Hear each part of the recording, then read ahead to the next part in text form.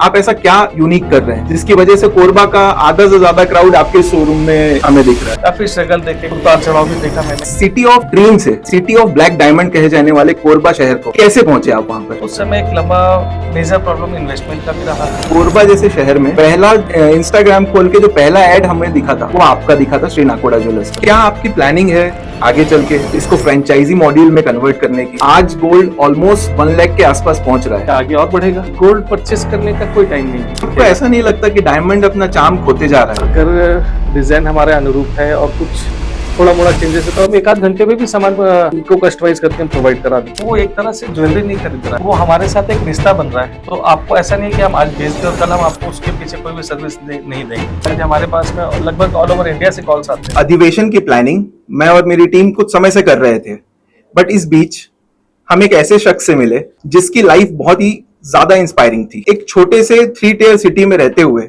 उन्होंने अपने बिजनेस का जो ग्रोथ किया है वो कमेंडेबल है। उनकी जर्नी जमशेदपुर जैसे छोटे से शहर से शुरू होती है और आईटी फील्ड में कुछ कर गुजरने का सपना लेके वो मुंबई पहुंचते हैं। इस बीच उनकी किस्मत उन्हें छत्तीसगढ़ के एक छोटे से शहर कोरबा लेकर आती है और वहां उनके लिए एक नया बिजनेस अपॉर्चुनिटी वेट कर रही थी। पॉल कोइलो का एक कोट है, if you are brave enough to say good bye, the life will reward you with good hello. और यही उनके साथ हुआ। So let's welcome mister Mukesh Jain, MD of Sri Nakoda Jewelers. Hello, sir. Thank you so much for giving us your valuable time. जय जिनेन, धन्यवाद मुझे आपके इस अधिवेशन का हिस्सा बनाने के लिए, और उससे भी ज्यादा धन्यवाद जो आपका ये पहला स्क्रीनिंग है और उसमें मुझे सबसे पहले आपने मुझे इनवाइट किया। आपने टाइम दिया, आपका टाइम बहुत वैल्यूएबल है। हमने देखा है आपके शोरूम में कि आप कितना बिजी रहते हैं, तो थैंक यू सो मच। ठीक है, धन्यवाद आपके लिए भी और इस पूरे टीम के लिए। तो आपसे एक छोटी सी चीज शुरुआत में जानना चाहूंगा कि सिटी ऑफ ड्रीम्स है, सिटी ऑफ ब्लैक डायमंड कहे जाने वाले कोरबा शहर को कैसे पहुंचे आप वहां पर, और क्या रीजन था उसके पीछे वहां मुंबई से निकल के कोरबा जैसी सिटी में आने का? आपके इस सवाल का जवाब देने के लिए मैं थोड़ा सा बैकग्राउंड में और जाता हूँ कि मैं वैसे बेसिकली जमशेदपुर से था। जमशेदपुर में ही मेरी स्कूलिंग कॉलेजिंग सभी हुई। तो वहां रहते हुए मुझे एक कुछ बड़ा करने का, एक अपने लेवल से काफी बड़ा एक चाह थी कि मैं कुछ बड़ा करूं। इसके लिए जमशेदपुर से मुंबई गया।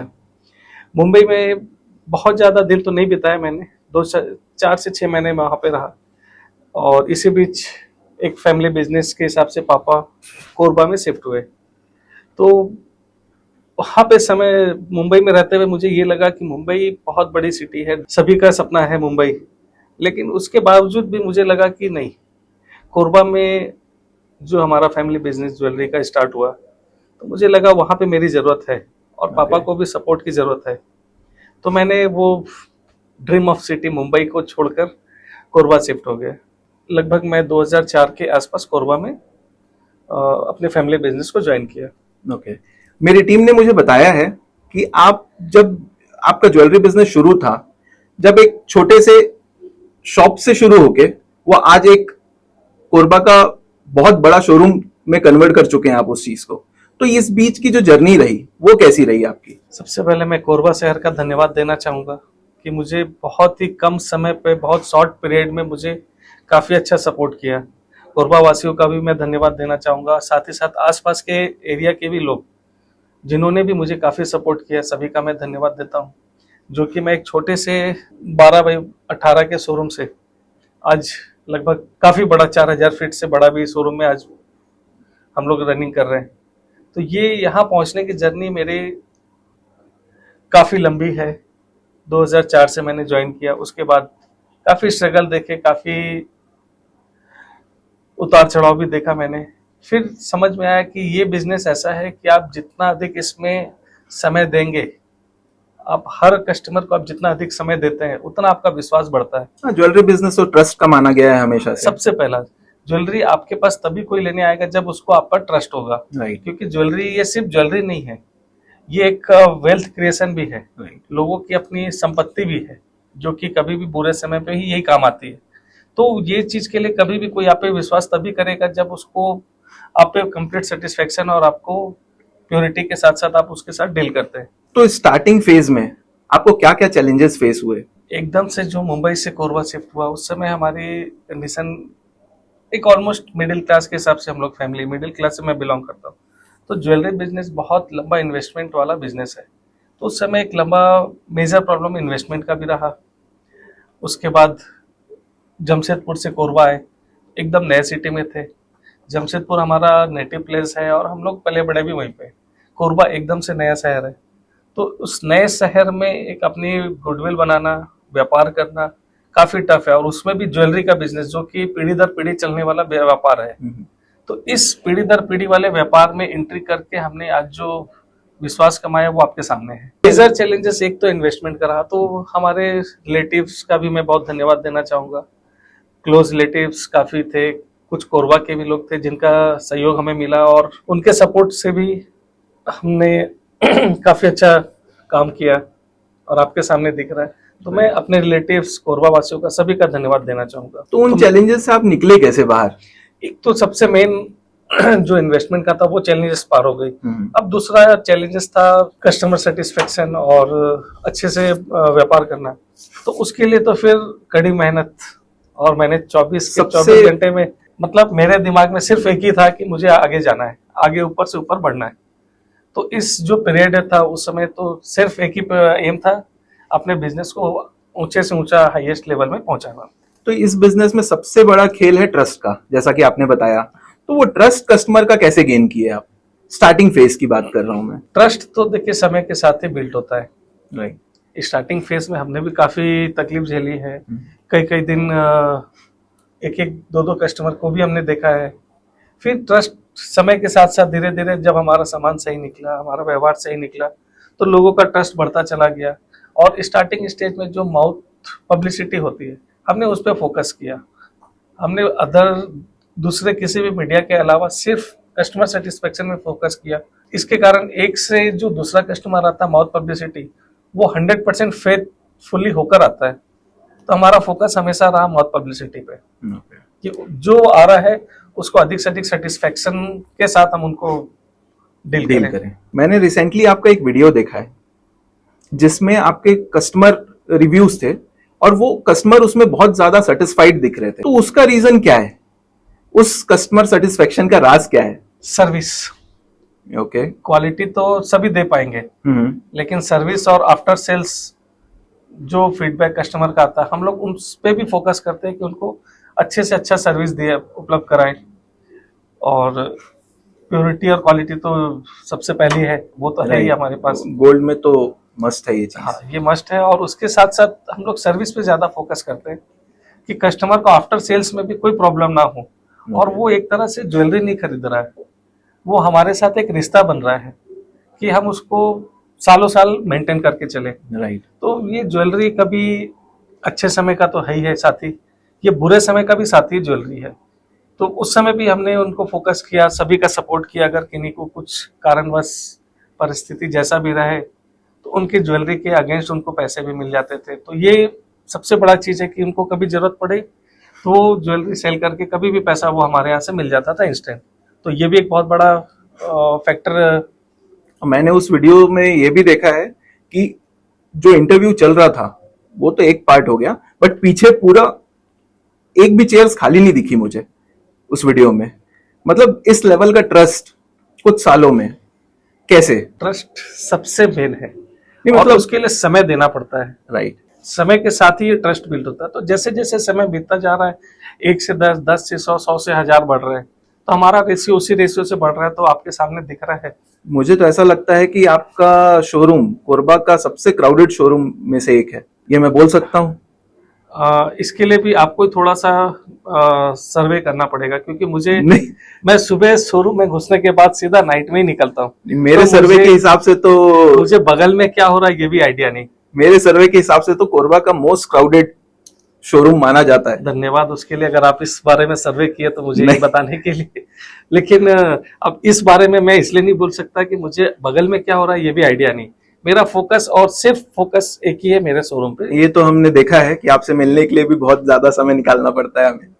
डेडिकेटेड शोरूम के लिए अगर आप काम कर रहे हैं तो उसको जी जान लगा के करिए, और इसको काम नहीं, एक आपका पैशन समझ के करिए कि मुझे करना है। उसका रिजल्ट आपके सामने दिख रहा है। क्या आप ज्वेलरी का जो अभी ट्रेंड चल रहा है उसे डिस्क्राइब कर सकते हैं, और उस ट्रेंड को आप आइडेंटिफाई कैसे करते हैं समय के साथ साथ चेंजेस को? आपको सबसे पहले तो समय के साथ चलना है। आप हमेशा समय के साथ चले, या 2 कदम उससे आप अगर आगे चलते हैं तो ऑब्वियसली सीधी सी बात है कि आप मार्केट से आगे चलेंगे। हम लोगों ने जरूरत महसूस की 2017-18 में कि ये हमारा शोरूम छोटा पड़ रहा है, तो हमने 2018 में ये बड़े शोरूम में आ गए, और आने के साथ ही हमें ये लगा कि हम ये जो 2 साल का और गैप ले रहे थे वो बहुत अच्छा निर्णय लिया कि हम पहले आ गए। तो ये इन 7 सालों में अब मुझे तो लगता है कि हम लोग 15 साल का काम कर चुके हैं। तो जो निर्णय हम लोग समय से आगे ले रहे हैं उसका रिजल्ट हमको समय से पहले मिल रहा है। तो जो ग्रोथ हम एक्सपेक्ट कर रहे थे आज उससे हम डबल ग्रोथ पे चल रहे हैं।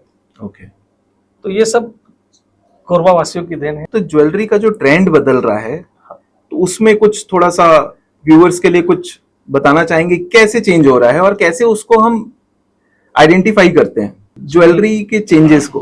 ज्वेलरी का जो ट्रेंड चेंज हो रहा है, जैसे आज के डेट में जो यूथ है वो लाइट वेट ज्वेलरी प्रेफर कर रहा है, आई थिंक। अब ये ज्वेलरी सिर्फ ज्वेलरी नहीं है, ये एक तरह से वेल्थ क्रिएशन भी है।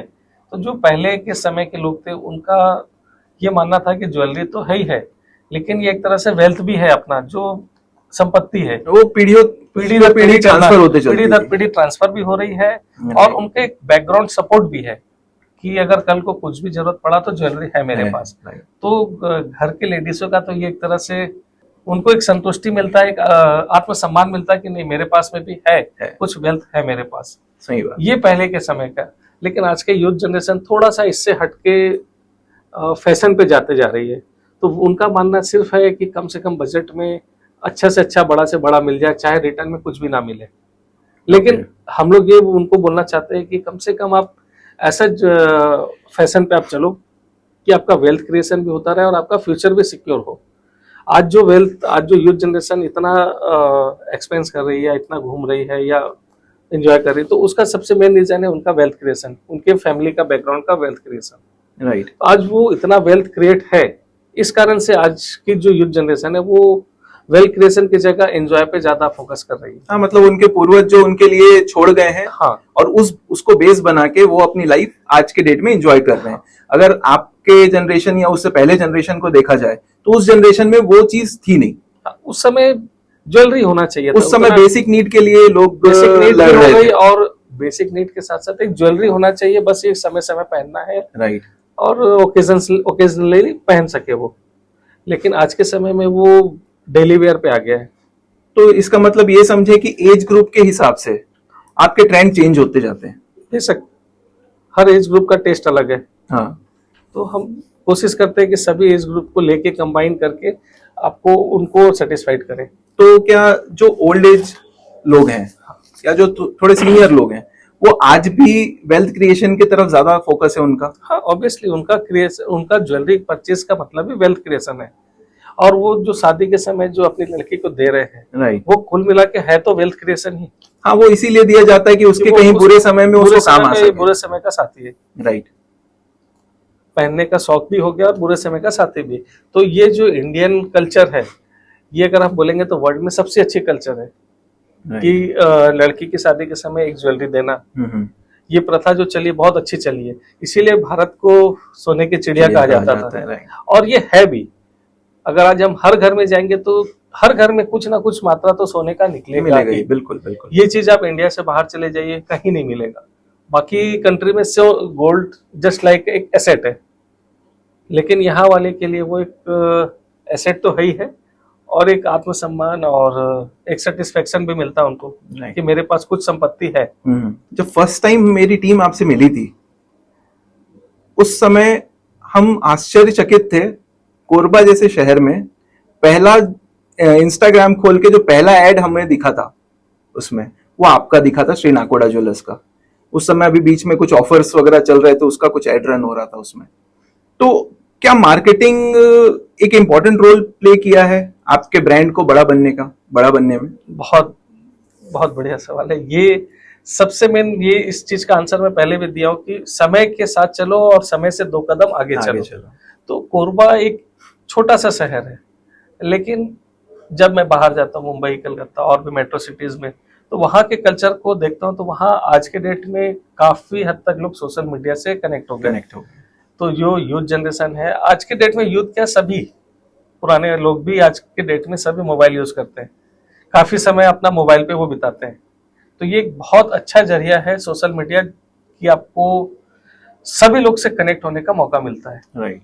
अधिक से अधिक लोगों से मिलने का डायरेक्ट मौका, कनेक्शन है ये आपका। अधिक से अधिक लोगों का मिल के साथ एक साथ कनेक्ट होने का मौका, इससे अच्छा मीडिया कुछ भी नहीं। सही बात है। तो इसके लिए मैं अपने सोशल मीडिया टीम का धन्यवाद देना चाहूंगा, जो काफी अच्छा काम कर रही है। जैसा आपने बोला इंस्टाग्राम खोलते ही मेरा ऐड मिला, तो उसके लिए धन्यवाद देता हूँ सोशल मीडिया टीम का, जो काफी अच्छा काम कर रही है और लोगों तक हमारे विचार को, हमारे प्रोडक्ट्स को, हमारी सर्विस को लोगों तक पहुंचा रही है। राइट।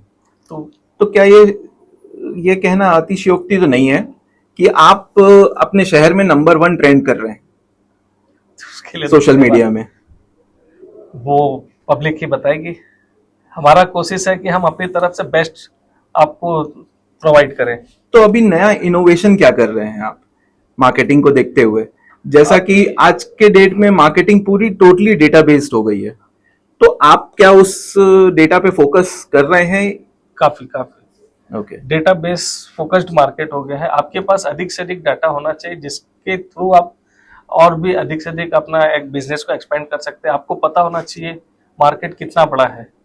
कुछ दिन पहले मैं देख रहा था चाइना वगैरह में भी वो पूरा डिजिटल मार्केटिंग में आ गया है, शोरूम भी पूरा डिजिटल हो गया है। राइट। तो हम लोग भी उसी फील्ड में थोड़ा सा फोकस करके आगे काम कर रहे हैं। मुझे मेरी टीम ने बताया है कि सोशल मीडिया का जो ट्रेंड था कोरबा में, वो आप ही ने शुरू किया है। उससे पहले इस तरह की चीजें होती नहीं थी। नहीं था ये। तो ये थॉट कहाँ से आया आपको कि जब कोई नहीं कर रहा है तो आप कर रहे हैं? तो ये पर्टिकुलर ये थॉट कहाँ से? ये एक तरह से आप समझ लीजिए एक्सपेरिमेंट भी हो सकता है, लेकिन इस एक्सपेरिमेंट में मैं सक्सेस हूँ। राइट। तो आज सोशल मीडिया में जितना अधिक से अधिक एक्सपेंड करते हैं उसका रिटर्न मिलता है। ओके। लोग आपको अधिक से अधिक जानते हैं। आज हमारे पास में लगभग ऑल ओवर इंडिया से कॉल्स आते हैं।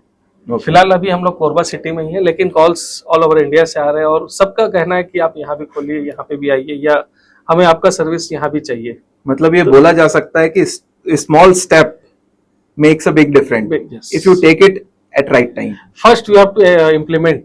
राइट। हम लोग डिस्कस तो काफी करते हैं, हाँ। लेकिन इम्प्लीमेंट नहीं करते हैं।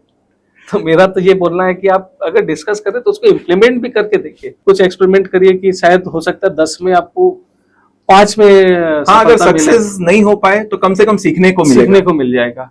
और अच्छा है ये एक्सपेरिमेंट। Right. हमारा काफी हद तक सक्सेस है। हम और भी कई नए नए चीज और भी एक्सपेरिमेंट कर रहे हैं। Okay. तो आपको धीरे धीरे सब चीज दिखेगा। तो ये जो एरा है अभी वो डिजिटलाइजेशन की तरफ मूव हो रहा है। हाँ। तो क्या आप भी डिजिटली उस लेवल पे अपने शोरूम को या कमिंग शोरूम्स को उस लेवल पे लेके जा रहे हैं? हाँ, या क्या जैसे थॉट कि- है उसके पीछे आपका? हाँ, आज की नीड है वो, क्योंकि आज का जो जनरेशन है, या आज हम पुरानी जनरेशन को भी बोलेंगे तो वो भी घर में बैठे बैठे सब चीज सर्विस चाहती है। तो वो पहले ही घर में बैठे वो पहले ही पूरा रिव्यू और रिपोर्ट पूरी ले लेते हैं। Right. तो मुझे आना ही पड़ेगा सोशल मीडिया में। सोशल मीडिया के साथ साथ डिजिटलाइजेशन, मतलब भी जो चाहिए। कंप्यूटर का युग हाँ, वो भी आज है। के डेट में एक जैसे आपने अभी बोला कि चाइना में डिजिटल शोरूम खुल बन रहे रहे हैं। हैं। हाँ। तो क्या उस तरह की कोई सर्विस आप अपने कस्टमर्स को प्रोवाइड कर रहे हैं अभी? अभी फिलहाल हम उस प्रोसेस में हैं Okay. कि हम उस तरह का सर्विस भी कस्टमर को प्रोवाइड करें। तो कोरबा जैसे छोटे से शहर में उस लेवल की सोच लेकर आना, 2 कदम आगे चलना है। सही बात है। या तो आप समय से साथ में चलिए, नहीं तो समय आपको जब अपने साथ लेके आएगा तो आप सक्सीड नहीं कर आप पाएंगे, पीछे हो जाएंगे। आप पीछे हो जाएंगे। तो हमेशा कोशिश करिए समय के साथ और उससे 2 कदम आगे बढ़ते रहने का। नहीं, ये थॉट आपका बहुत इंस्पायरिंग है।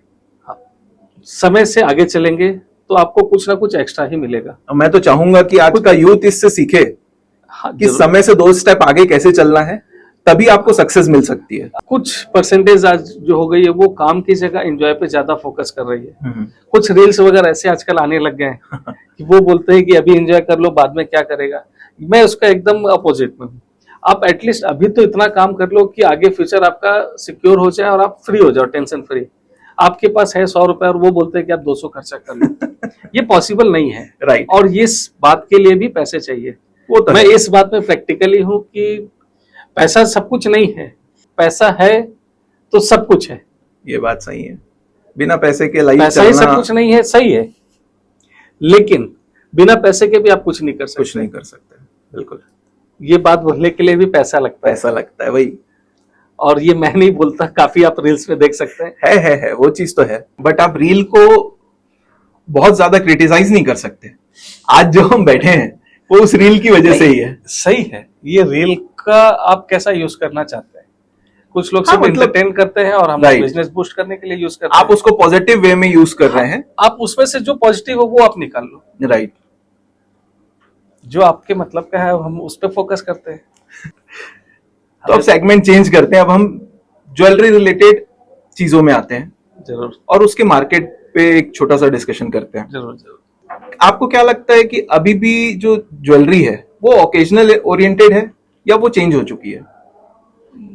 नहीं, मेरे हिसाब से ये जब हमने ज्वेलरी बिजनेस स्टार्ट किया 1999 से, उस समय का मार्केट थोड़ा सा ओकेजन ओरिएंटेड था, क्योंकि उस समय लोगों की नीड्स लिमिटेड थी, सोच लिमिटेड था, तो वो थोड़ा सा ओकेजन ओरिएंटेड था। लेकिन आज के समय पे अब ये ओकेजन ओरिएंटेड नहीं है। अब ये टोटल आज जरूरत है, आज ले लेना है, आज मार्केटिंग घूमने गए हैं, कुछ पसंद आया ले लिए। लोगों के पास पैसे हैं, आपको निकालते आना चाहिए। ये कोविड के बाद से ज्यादा ही आ गए और ये लोगों के पास। कोविड बहुत अच्छा, कोविड में समय में 2020-21 में हम लगभग 3 महीने छुट्टी में थे, लेकिन 9 महीने में हमने 15 महीने का काम किया। ओके। कोविड ओरिएंट समय में। अच्छा। तो ये समझ में आया कि लोगों के पास पैसे है, आपको निकालते आना चाहिए। राइट। कोविड के समय पे लोग जीना सीख गए, अपने पर खर्च करना सीख गए।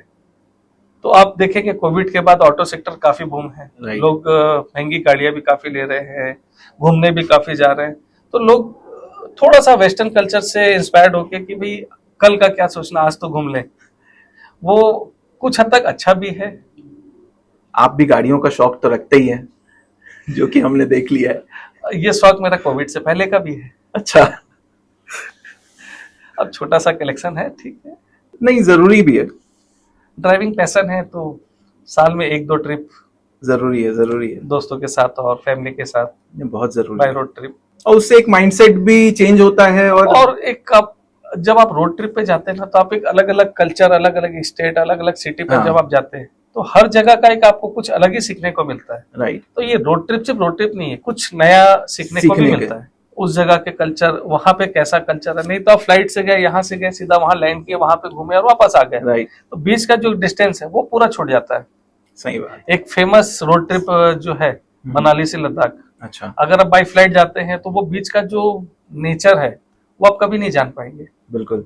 कि वहां पे लोग कैसे रह रहे हैं, वहां का नेचर कैसा है। तो रोड ट्रिप भी बहुत जरूरी है, घूमना बहुत जरूरी है, बिल्कुल। ये लाइफ का एक हिस्सा है घूमना, लेकिन उसके पहले एक बेस भी होना चाहिए। राइट। तो ये मैंने भी घूमना जो शुरू किया 2015-16 के बाद, 14 के बाद से ही। उसके पहले मैंने भी अपना बेस पे ज्यादा फोकस किया, कंप्लीटली काम पे ही फोकस किया, दूसरा कुछ भी नहीं था मेरी लाइफ में। और सबसे पहले मैं अपने फैमिली का भी धन्यवाद देना चाहूंगा कि जो इतना सपोर्ट किए कि मुझे 24 के 24 घंटे काम के लिए फ्री छोड़ दिया।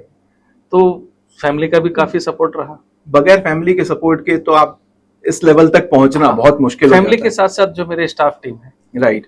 उनका सबसे मेन रोल तो मेरे पूरे स्टाफ टीम का ही है, हाँ, आज जो इतना आपके बिहाफ में dedicated- काम कर रहा है। जो मेरे बिहाफ में डेडिकेटेड होके काम कर रहा है। राइट। और वो स्टाफ नहीं, जस्ट लाइक मेरे फैमिली मेंबर ही है वो। बिल्कुल। एक फैमिली मेंबर मेरे घर पे है, एक फैमिली मेंबर मेरे शॉप में शोरूम पे है। ये सोच बहुत अच्छी है। तो ये मैं सोच as a family डेवलप करना member- आसान नहीं होता, लेकिन मैं स्टाफ नहीं, मैं उससे फैमिली मेंबर ही समझता हूँ, और उसका सुख दुख मेरा सुख दुख है, राइट।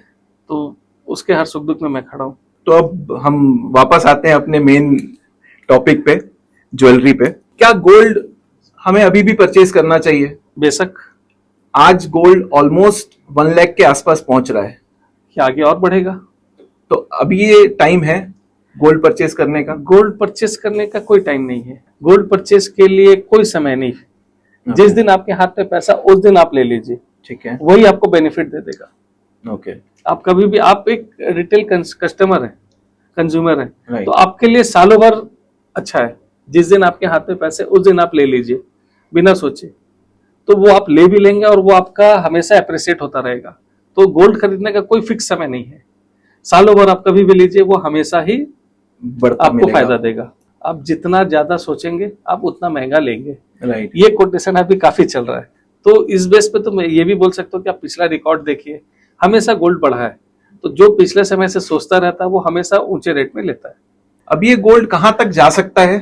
क्योंकि कुछ रील्स में हमने देखा है कि गोल्ड की प्राइस 50,000 तक पहुंच जाएगी, बट वो पहुंची नहीं, रील्स वाले को बढ़ गई। धन्यवाद, रील्स वालों को धन्यवाद जिन्होंने 55 56 का काफी सपोर्ट दिखाया, और जब से दिखाया तब से गोल्ड और बढ़ रहा है। और बढ़ रहा है, मतलब बिजनेस भी और अब मैं ग्रो कर शुरू रहा से एक होगा। ही चीज बोलता हूँ, जिस दिन भी आप लीजिए गोल्ड, हमेशा उससे बढ़ा हुआ ही रेट मिलेगा आगे, राइट। हमेशा वो बढ़ेगा गोल्ड। ये तो हमने फील क्योंकि किया है ये- मार्केट में। हाँ, ये पूरे वर्ल्ड का ट्रेड का बेस है ये गोल्ड। तो आप गोल्ड कभी भी लीजिए, हमेशा लीजिए, फायदा ही रहेगा। आप ऐसा क्या स्टेप लेते हैं जिसकी वजह से आपके जो कस्टमर हैं वो बहुत ज्यादा सेटिस्फाइड दिखते हैं?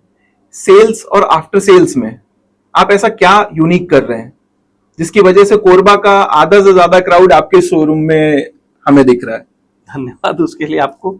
लेकिन हम कोशिश ये करते हैं कि हम सिर्फ प्रोडक्ट नहीं बेचते, कस्टमर से एक रिलेशन बनता है, उसको भी मेंटेन करते हैं। तो कस्टमर सिर्फ आपसे प्रोडक्ट खरीदने नहीं आ रहा, आपसे वो कुछ एक्सपेक्ट करता है एक्स्ट्रा, और हम वो एक्स्ट्रा ही उसको प्रोवाइड करते हैं। प्रोडक्ट तो सभी सेल करते हैं, प्रोडक्ट के साथ साथ कुछ एक्स्ट्रा प्रोवाइड करते हैं। उनको एक अपनापन महसूस होता है यहाँ आने पे, और वो एक हक से बोलते हैं कि मुझे ये चाहिए, ये दिखाओ, या कुछ भी काम होता है तो वो हक से बोलते हैं, तो वो अच्छा लगता है कि वो अपनापन क्रिएट होता है। वही कारण है, आप कहीं भी जाना चाहेंगे, अगर आपके दिमाग में किसी के लिए अपनापन या कुछ फीलिंग्स है तो सबसे पहले आप वहीं जाएंगे। राइट। तो उसका क्राउड आपको दिख रहा है। तो हम सिर्फ प्रोडक्ट नहीं बेच रहे, उसके साथ एक रिलेशन भी मेंटेन कर रहे हैं। अब मैं आपसे अब एक बहुत ही इंपॉर्टेंट क्वेश्चन पूछने वाला हूं कि लोगों को ऐसा लगता है कि ज्वेलर्स कमाते बहुत हैं, तो ये कमाई आती कहां से है? देखिए, हमारे ज्वेलरी बिजनेस में कमाई का सिर्फ और सिर्फ एक ही सोर्स है, मेकिंग चार्ज। ओके। हम जो आपसे मेकिंग चार्ज लेते हैं उसी में से कुछ हिस्सा हमें कमाई के रूप में मिलता है। ऐसा भी नहीं है कि मेकिंग चार्ज पूरा का पूरा हमें मिल रहा है, उसके पीछे भी काफी एक्सपेंसेस है, कारीगर का है, प्रोडक्शन डिपार्ट का है, मैन्युफैक्चरर, फिर उसके बाद में काफी डीलर है, उन सब से होने के बाद हमारे पास प्रोडक्ट पहुंचता है। फिर हम आपसे कुछ चार्ज लेते हैं उसके ऊपर। तो ये ज्वेलरी बिजनेस आजकल फेम में है कि रेट काफी बढ़ रहा तो उनकी कमाई बढ़ रही, ऐसा नहीं। हालांकि कमाई 2 से 3% ही है, लेकिन ज्वेलरी बिजनेस वॉल्यूम का है। तो यहाँ वॉल्यूम ऐसा है कि उसमें वो मेंटेन हो जाता है। और इस कमाई के पीछे भी फिर हमारा खाली ये नहीं है कि ये नेट प्रॉफिट है, इसके पीछे भी हम आपको आफ्टर सेल सर्विस दे रहे हैं, अच्छा एम्बियंस दे रहे हैं, सभी Right. चीज को देखना पड़ता है, आपका वेलकम और सब चीज, साल में कई बार गिफ्ट भी दे रहे हैं। ये सभी इसी प्रॉफिट से निकलता है। राइट। वॉल्यूम के कारण वो लोगों को बड़ा दिखता है, लेकिन प्रॉफिट ऑफ मार्जिन अगर हम देखेंगे तो आज सबसे कम मार्जिन पे काम हो रहा है। तो मेकिंग चार्ज आपका मेजर सोर्स ऑफ इनकम है? मेजर नहीं, main Only source of income. Only source of the income है। बट ऐसा देखा गया है अलग अलग जगह के हिसाब से अलग अलग ज्वेलर्स अलग अलग मेकिंग चार्ज करते हैं। जो मेकिंग चार्ज का फंड है मेन, वो होता है आपका प्रोडक्शन कैसा है, किस क्वांटिटी में हो रहा है, किस लेवल से आप प्रोडक्ट कर रहे हैं, प्रोडक्ट की क्वालिटी आप कितना मेंटेन कर रहे हैं। क्वालिटी के साथ साथ आप अगर उसका स्टैंडर्ड, प्योरिटी तो आप मेंटेन कर ही रहे हैं, Right. उसके साथ प्योरिटी के और 2 कदम आगे बढ़ेंगे तो हम क्वालिटी और फिनिशिंग पे फोकस करते हैं। तो वो आपको किस लेवल का मिल रहा है, उस लेवल के हिसाब से आप ब्रांडेड कंपनी का मैन्युफैक्चरिंग करवा रहे हैं, तो वो हर एंगल से आपको वो बारीकी से चेक होके मिलेगा। एक होता है लोकल ज्वेलर, जो आपने देखा होगा, राइट। जो कारीगर लोकल ज्वेलर बन रहा है वो थोड़ा कम में बेच ले रहा है। कुछ ब्रांडेड कंपनियां हैं, उनका मेकिंग चार्ज हाई है क्योंकि उनका कॉस्ट भी हाई है। ऐसा नहीं है कि वो ब्रांड है तो वो अधिक कमा रही है और ये लोकल है तो कम में दे रहा तो वो नुकसान है, ऐसा नहीं। ये सभी टोटली डिपेंड करता है आपके प्रोडक्ट के स्टैंडर्ड पे कि आप प्लस काम में भी डिपेंड करता होगा, जो बारीक काम है फिनिशिंग फिनिशिंग और एक एक बारीकी से बारीकी चीज पे हम फोकस करते हैं। तो उसके कारण ही ये हर जगह का प्रोडक्ट का मेकिंग चार्ज थोड़ा थोड़ा वेरी करता है। तो आजकल तो ज्वेलर्स 3% से मेकिंग चार्ज दे रहे हैं, उस पे आपका क्या व्यू है? दे सकते हैं, बल्क क्वांटिटी पे है, वो फिनिशिंग पे कितना फोकस करे वो आप प्रोडक्ट देख के आप डिसाइड कर सकते हैं। कुछ आज के डेट में भी 8 से 10% भी ले रहे हैं, 15% तक भी ले रहे हैं। तो आप कस्टमर वहां भी है, तो जो आपको एक कस्टमर, एज ए कस्टमर आपको सर्वे करना चाहिए कि कहाँ पे आपको वैल्यू फॉर मनी मिल रहा है। आप सिर्फ सस्ते के दौड़ पे दौड़ेंगे तो हो सकता है आपको फिनिशिंग ना मिले, आप अगर हर चीज पे फोकस करेंगे, आफ्टर सेल सर्विस, फिर उस प्रोडक्ट की गारंटी वारंटी, हर चीज पे आप फोकस करेंगे, तो उस हर सर्विस का कुछ चार्ज बनता है, बिल्कुल। तो उसी के अकॉर्डिंग आपको मेकिंग चार्ज मिलेगा। वन टाइम बिजनेस करना है तो वो किसी भी रेट में बेच ले, और लॉन्ग टाइम चलना है तो एक स्टैंडर्ड मार्जिन के साथ में अगर कोई काम करता है तो ही सक्सेस हो पाएगा। आप बार बार मेंशन कर रहे हैं आफ्टर सेल सर्विस के बारे में, तो आप ऐसा क्या यूनिक कर रहे हैं आफ्टर सेल्स में, सर्विस में? एक छोटा सा है कि हम जिस प्रोडक्ट को भी बेचते हैं उसके पीछे हमारा सेल्स टीम जुड़ा है, तो आपको ऐसा नहीं है कि हम आज बेच दें और कल हम आपको उसके पीछे कोई भी सर्विस नहीं देंगे। कभी भी आपका टूट फूट होता है, प्रोडक्ट में कुछ भी प्रॉब्लम आती है पहनने या किसी और कारणवश, उसको भी हम रिपेयर करके देते हैं, ठीक करके देते हैं। अगर नहीं बनने लायक होता है तो हम उसको एक्सचेंज भी करके देते हैं। ओके। और लाइफ लॉन्ग हम आपको सर्विस फ्री प्रोवाइड कर रहे हैं। तो ये सब कहीं ना कहीं एक मेकिंग चार्ज का लाइफ टाइम फ्री रिपेयरिंग, हम लाइफ टाइम फ्री रिपेयरिंग देते हैं, रिपेयरिंग का कोई चार्ज नहीं लेते। हाँ, उसमें अगर कुछ गोल्ड या सिल्वर ऐड होता है तो उसका चार्जेस हम लोग लेते हैं। लेकिन रिपेयरिंग चार्जेस हम नहीं लेते। तो लाइफ टाइम मतलब क्या स्पैन होगा उस लाइफ टाइम का? एक ओवरऑल ज्वेलरी आप कोई भी बनाते हैं और आप यूज करते हैं तो उसका एक स्पैन हम लोग एवरेज 3 साल तो कम से कम मान के चलते हैं। कि आप लिए हैं तो 3 साल आप पहनेंगे, और 3 साल में इतना रेट भी अप्रिशिएट हो जाता है कि आपका परचेज और मेकिंग चार्ज सब मिला के भी आप अगर आप बोलेंगे तो आप जब आप रीसेल वैल्यू उसकी देखेंगे तो बहुत हाई हो जाती है। वैल्यू फॉर मनी और रीसेल वैल्यू भी देखेंगे तो काफी हाई होता है। राइट। एक बार हमारे व्यूअर्स को ये बताइएगा कि आप किन किन प्रोडक्ट्स पे डील कर रहे हैं, किस टाइप के प्रोडक्ट्स पे डील कर रहे हैं? ऑलमोस्ट हम सभी प्रकार के ज्वेलरी पे डील कर रहे हैं, गोल्ड की, सिल्वर की एंड डायमंड के साथ प्लैटिनम में भी हम डील कर रहे हैं। ओके। तो ये सभी प्रोडक्ट्स। तो क्या city like Korba, 3 tier city, तो वहां इस तरह की नीड है डायमंड, प्लैटिनम और एंटीक ज्वेलरीज? कोरबा में काफी पोटेंशियल है। ओके। आपको निकालते आना चाहिए। राइट। तो हमने मेट्रो सिटीज के प्रोडक्ट को भी कोरबा में प्रोवाइड किया है और काफी अच्छा रिस्पांस है यहाँ पे। तो सभी तरह के प्रोडक्ट हम कोशिश करते हैं अधिक से अधिक वैरायटी और के साथ में आपको प्रोवाइड करें। ओके। तो एंटीक ज्वेलरीज ऐसा माना जाता है कि वो हाई रेंज ऑफ ज्वेलरीज हैं, तो क्या यहाँ पर वो पोटेंशियल है एक 2-3 टियर सिटी है? ठीक है, लेकिन एक जो वॉल्यूम होना चाहिए वो वॉल्यूम कम है। फिर भी हम लोग कोशिश करते हैं कि आपको अच्छे से अच्छा और अधिक से अधिक वैरायटी आपको प्रोवाइड करें। आजकल का जो यूथ है उसका माइंडसेट ओल्डर जनरेशन से किस टर्म्स में अलग होते जा रहा है, और उन्हें ऐसा क्या करना चाहिए जिससे उनके लिए भी एक वेल्थ क्रिएशन का रास्ता खुल सके? जो पुराने जनरेशन के लोग हैं वो सोना खरीदते थे, ना कि डिजाइन। राइट। और वो ज्वेलर्स से लेते थे सोना, मीन्स वो एक वैल्यू फॉर मनी प्रोडक्ट ले रहे हैं। आजकल के यूथ जनरेशन इस सब बातों से दूर होते जा रहा है, वो सिर्फ और सिर्फ डिजाइन खरीद रहे हैं। इस कारण से ही ये जो सीवीडी आजकल चलन में आ गया है, लुक लाइक डायमंड, वो उसका चलन इसी कारण से आ गया कि आपको 100 रुपए की चीज 10 रुपए में मिल जाएगा और लुक 100 रुपए का। आपको ऐसा नहीं लगता कि डायमंड अपना चार्म खोते जा रहा है? कभी नहीं। डायमंड ग्रोन के आने की हीरा वजह है से सदा के लिए, किसी का कोटेशन है, लेकिन वो मैं भी बोलना चाहूंगा हीरा है सदा के लिए। जो चीज नेचुरल है, प्रीसियस है, जिसकी सप्लाई कम है, वो कभी भी अपना चार्म नहीं खोएगा। ओके। वो सदा के लिए रहेगा। हो सकता है कुछ टाइम बीइंग के लिए थोड़ा सा मार्केट है, अप डाउन सब जगह होता है, तो उस समय उसके हिसाब से हो सकता है, लेकिन हीरा है सदा के लिए। आज भी उसका वैल्यू है, कल भी रहेगा, पहले भी था। क्या आज का यूथ डायमंड के तरफ है या वो लैब ग्रोन के तरफ ज्यादा अट्रैक्टेड है? कॉस्ट के बेस पे परचेस कर रहा है कि कम से कम में अच्छा से अच्छा मिल जाए। तो हो सकता है थोड़ा टाइम बिंग के लिए वो सीबीडी पे जा रहा है, लेकिन उसकी फ्यूचर नहीं है। मेरे हिसाब से, मेरा मानना है उसका फ्यूचर नहीं। जिस चीज को हम अपने हिसाब से बना सकते हैं तो उसका प्रोडक्शन आज 100 मान लीजिए 100 उसके प्रोडक्शन हो रही, तो कल को 1000 करने में कोई टाइम नहीं लगेगा। राइट। तो कहीं ना कहीं अगर प्रोडक्शन 1000 से लाख होगा तो उसका वैल्यू खत्म होना है। बिल्कुल।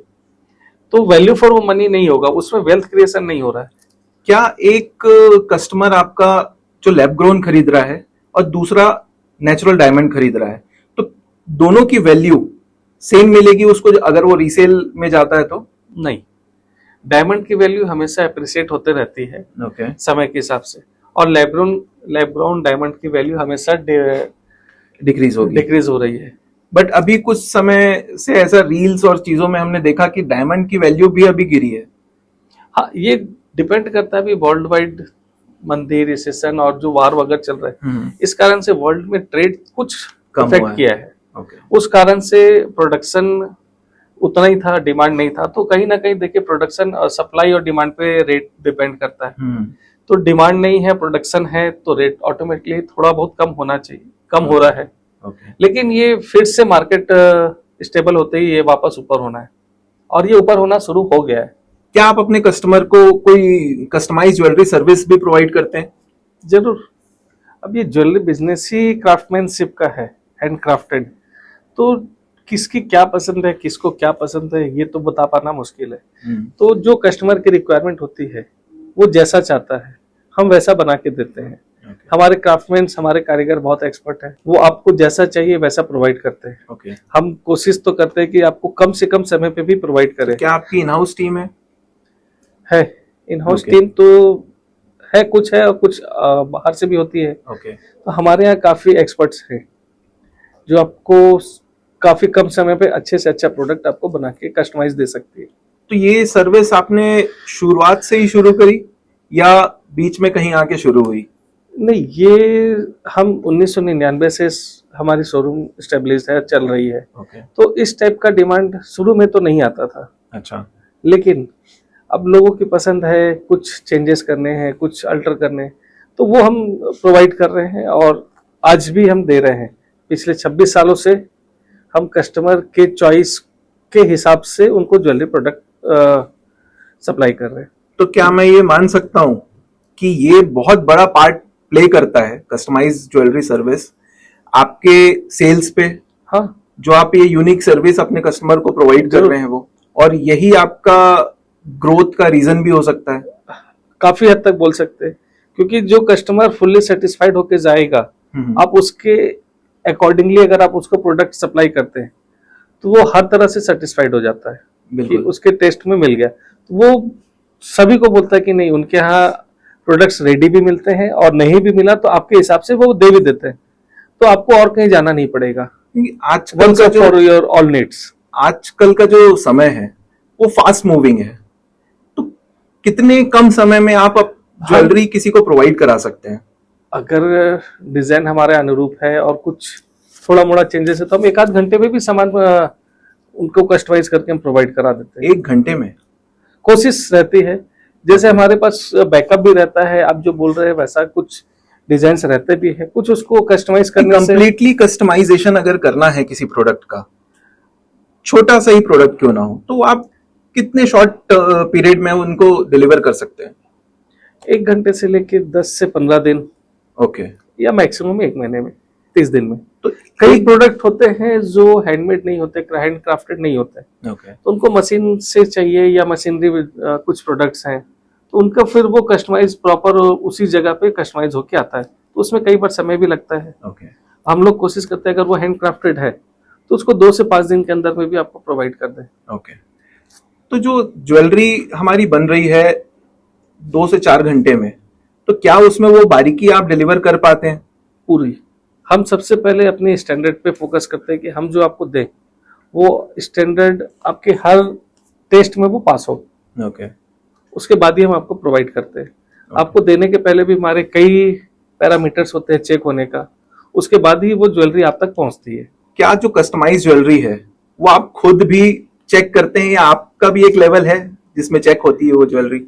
सबका सब ज्वेलरी तो बोल पाना मुश्किल है कि मेरे हाथ से ही चेक होके जाएगा, बिल्कुल, लेकिन कुछ एक्स्ट्रा कस्टमाइज होता है वो मेरे द्वारा ही फिर वो आगे प्रोसेस पे जाता है। ऐसा माना जाता है कि बेस्ट मार्केटिंग स्ट्रेटेजी जो होती है वो केयर से शुरू होती है एक बिजनेस के लिए, वो चाहे अपने एम्प्लॉइज के लिए हो, चाहे वो सोसाइटी के लिए हो, चाहे वो और भी दूसरे अपने कस्टमर्स के लिए हो। तो क्या आप ऐसी कुछ एक्टिविटी करते हैं सोसाइटी के लिए या आप कर रहे हैं? अब ये बात अलग है। पापा ने बताया कि अगर आप एक हाथ से दान देते हो तो दूसरे हाथ को नहीं पता चलना चाहिए, राइट। लेकिन अब आप जब ये सवाल पूछ रहे हैं और आज का जो समय है कि अगर आप कुछ भी कर रहे हैं तो उसको दिखाना जरूरी है, बिल्कुल। तब ये पब्लिक तक पहुंचता है कि ये एक पॉजिटिविटी जनरेट होती है। पॉजिटिविटी के लिए भी। तो कोशिश तो मेरा ये रहता है कि एजुकेशन के फील्ड में भी कुछ चलता है मेरा। उसके अलावा मेडिकल इश्यूज वगैरह में भी अगर कुछ किन्हीं को हेल्प लगता है तो वो भी करता हूँ। और सबसे पहले तो मेरा मानना ये है कि कहीं भी आप दान देने से पहले आप अपने आसपास को देख लें। अगर आपके अगल बगल कोई नीडी है तो हम दूर जाके अगर कुछ कर रहे हैं उसके पहले हम अपने सराउंडिंग्स को पहले अच्छा कर लें। बिल्कुल। तो मेरी टीम है, स्टाफ टीम है, फैमिली मेंबर और भी आसपास है, तो पहला मेरा फोकस रहता है उनके लिए, फिर उसके बाद उसके आगे स्टेप में। 3 टियर सिटी, जैसे आपने स्टाफ की बात करी, 3 टियर सिटीज में आपको क्या स्टाफ की प्रॉब्लम फेस नहीं करनी पड़ती? सबसे पहले तो वो मेरा स्टाफ नहीं, फैमिली मेंबर है। ठीक है, फैमिली मेंबर्स की, शॉप के फैमिली मेंबर्स की। हाँ, शॉप के फैमिली मेंबर्स की तकलीफ मेरी तकलीफ है। बिल्कुल। तो जितना बन पाए मेरे हाथ से हम कोशिश करते हैं कि उसको सुधार सके। इजीली अवेलेबल है स्टाफ यहाँ? कुछ दिक्कत है। ओके। टायर 3 सिटी में लोगों का सपना बड़ा है कि वो बड़े सिटी में जाए और वहां काम करे। अगर उनको मिल रहा है तो अच्छी बात है, अदरवाइज यहाँ के लोग जल्दी फोकस नहीं करते लोकल में। ओके। तो इस कारण से काफी प्रॉब्लम रहती है। तो आप कैसे कोप अप करते हैं उन सारी चीजों से? ट्रेनिंग वगैरह टाइमली प्रोवाइड करते हैं? हाँ, कि ट्रेनिंग के साथ साथ हर चीज प्रोवाइड करते हैं हम लोग। ओके। और वही जो सेटिस्फाइड स्टाफ मेरा टीम है, वही कुछ अपने आसपास से भी लेके आते हैं। चलो यहाँ जॉब अच्छा है, यहाँ पे हर तरह की फैसिलिटीज है। बिल्कुल। तो वो प्रोवाइड करा देते हैं। तो कुछ यूनिक फैसिलिटीज आप अपने एम्प्लॉइज को प्रोवाइड करते होंगे?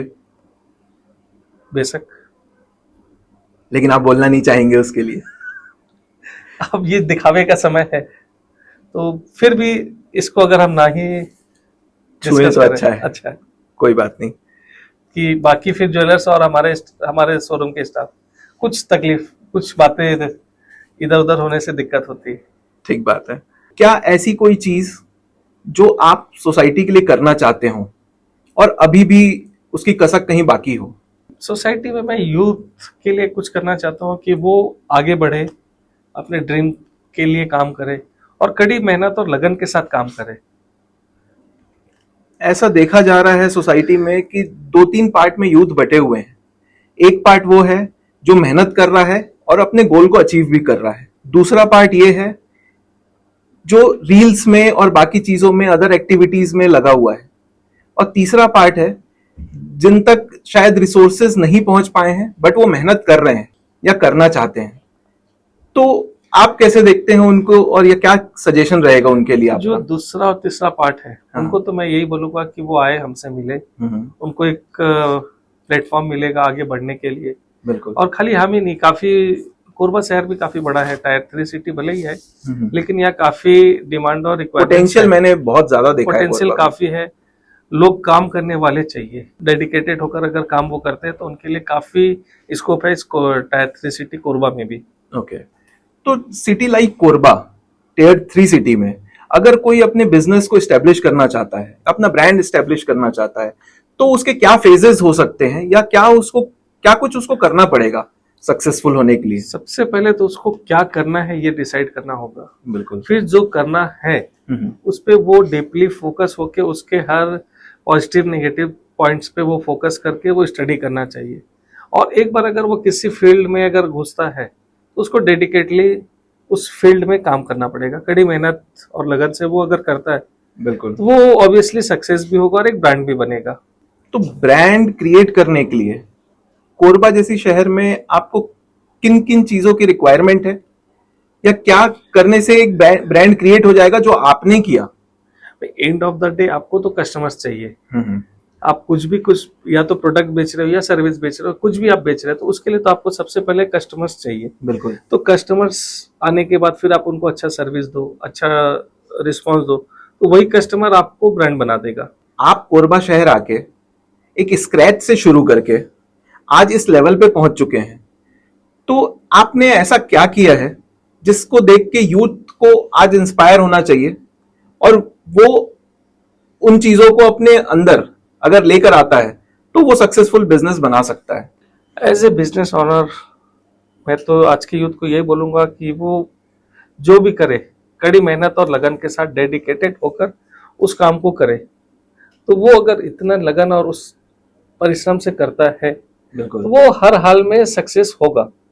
अब जैसा कि मेरे तरफ से है तो मैंने भी काफी डेडिकेटली काम किया है, और मेरा मानना ये है कि जिस काम को आपके बगैर अगर कोई दूसरा स्टाफ कर रहा है आपके अंडर वाला, तो आप उस काम को उसे देखकर आप और उससे आगे का काम आगे पे का फोकस काम करें। फोकस करें। तो मेरा ये कोशिश रहता है कि कैसे मैं 24 घंटे में 500 घंटे, 1000 घंटे, 2000 घंटे काम कर सकूं, और ये तभी पॉसिबल है जब मेरी टीम अच्छी हो। बिल्कुल। और मैं अपनी टीम का धन्यवाद देना चाहूंगा जिन्होंने बहुत शानदार काम करके मुझे यहाँ तक पहुंचाया है। और वो भी कहीं ना कहीं इस तरक्की और इस सक्सेस के पीछे उनका ही हाथ।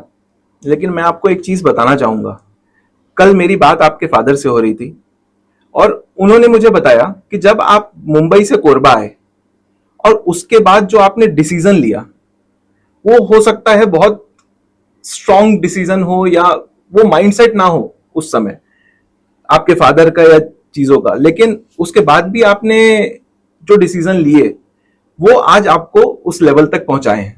कुछ बड़ा पाने के लिए कुछ त्याग करना पड़ता है। बिल्कुल। तो मुझे इस फील्ड में स्कोप दिखा, आगे काफी लंबा स्कोप दिख रहा है और आगे हम और इससे भी और बड़ा करना चाह रहे हैं। तो Okay. उस समय भी मुझे काफी बड़ा स्कोप दिखा, तो मैंने स्ट्रिक्ट डिसीजन लिया और इसी फील्ड को आगे बढ़ाते हुए आज यहाँ तक लेके आया। ओके। तो क्या आपकी प्लानिंग है आगे चल के इसको फ्रेंचाइजी मॉड्यूल में कन्वर्ट करने की? ये ज्वेलरी बिजनेस काफी अच्छा और एक सिक्योर बिजनेस है। बिल्कुल। तो मैं तो लोगों से यही कहूंगा, अगर आपके पास इन्वेस्टमेंट है, जगह है, तो हम आपके साथ मिलकर फ्रेंचाइजी मॉडल में भी काम करना चाहेंगे। तो इसका मतलब आप ये बोल रहे हैं कि छत्तीसगढ़ के लोगों को एक तरह से आप इनवाइट कर रहे हैं हाँ, कि आप अगर हमसे जुड़ना चाहते हैं तो आप हमसे जुड़िए, हमारे साथ जुड़िए और अपॉर्चुनिटीज हम है। दूसरे शहर में भी आपके साथ मिलके। हाँ, बाकी की गाइडलाइन और सभी लाइनअप हमारा रहेगा। ओके। आप इंटरेस्टेड है तो आप आइए, हमसे बात करिए। तो मैं अपने छत्तीसगढ़ के व्यूअर्स से ये बोलना चाहूंगा कि अगर आप श्री नाकोड़ा ज्वेलर्स से जुड़ना चाहते हैं तो आप बेशक श्री नाकोड़ा ज्वेलर्स को अप्रोच कर सकते हैं और मुकेश जी के गाइडेंस में काम कर सकते हैं। हमारी टीम नंबर आपके पास में आ जाएगी, हमारी टीम से आप कांटेक्ट करिए, आपको हर तरह की सुविधा उपलब्ध कराई जाएगी। तो मुकेश जी, अब हम इस पॉडकास्ट के अंतिम कुछ क्वेश्चंस की तरफ हैं और मैं इसमें सारी चीजें जानने के बाद ये जानना चाहूंगा कि आपने अपने बिजनेस को और अपनी पर्सनल लाइफ को कैसे मैनेज किया? फैमिली का मैं धन्यवाद देना चाहूंगा कि वो स्ट्रगलिंग के समय में काफी सपोर्ट उनका रहा है। बिल्कुल। तो उन्हीं के सपोर्ट के कारण आज हम यहाँ पे हैं। तो मैं कोशिश ये रहता है मेरा कि अधिक से अधिक समय फैमिली को भी दिया जाए। ओके। अब मेरी जो टीम है उनका भी धन्यवाद है जो मुझे फैमिली के लिए भी टाइम निकाल देती है मेरे लिए। तो मैं दोनों का धन्यवाद देता हूँ और दोनों के कॉम्बिनेशन से दोनों के साथ टाइम स्पेंड कर पाता हूँ। आपके बैच से मुझे पता चला कि आप रोटरी क्लब में भी सक्रिय सदस्य हैं रोटरी क्लब के, और मुझे अभी अभी ये भी पता चला कि आप रोटरी क्लब ऑफ कोरबा के प्रेसिडेंट भी हैं। तो family plus business plus society के लिए आपका योगदान, इस पे बैलेंस बनाना आसान नहीं है। तो वो कैसे आप निकाल के लेकर आते हैं? मतलब इतनी एनर्जी कहां से लेकर आ रहे हैं? ये टोटली डिपेंड करता है मेरी टीम पे, लेकिन जो एनर्जी इस बिजनेस को मेरे एब्सेंस में भी एज इट इज वो रन करती है। तो जिस कारण से मैं फैमिली को भी टाइम दे पाता हूँ और सोसाइटी में भी दे पाता हूँ, और उस टीम को जब जरूरत रहती है मैं हमेशा उसके साथ अवेलेबल हूँ। लेकिन फिर भी मैं ये पूछना चाहूंगा, आपकी ये जो एनर्जी है 24 घंटे में से 18 घंटे काम करने की, वो कहां से आ रही है? इंस्पायरेशन, सपने बड़े हैं। हाँ, सपनों से चीजें निकल के आ रही है। सपने बड़े हैं तो उसे अचीव भी करना है, तो उसके लिए आपको हर मुकाम पे काम करना है। आप सपने देखिए और उसे पूरा करने के पीछे जी जान से लग जाइए। मैं ये नहीं बोलता कि आप सपने मत देखो, देखो और बड़े से बड़ा देखो, तो आप उसके पीछे जी जान से लगोगे तो आसमान का अगर आप देखें तो नहीं भी आप करोगे तो आप सबसे ऊंचाई पे रहोगे। बिल्कुल। आसमान नहीं भी पहुंचे तो आप सबसे ऊंचे पे रहोगे। तो सपने जरूर देखिए और उसको पूरा करने के पीछे जी जान से लग जाइए। तो इस पॉडकास्ट से सबसे बड़ी जो सीख हमें मिल रही है वो ये है कि think big. Think big, always think big. और आप हमेशा पॉजिटिव होकर चलें। आप एक पॉजिटिव थॉट पे अगर आप चलते हैं तो आपका एक ऑरा पॉजिटिव बनता है।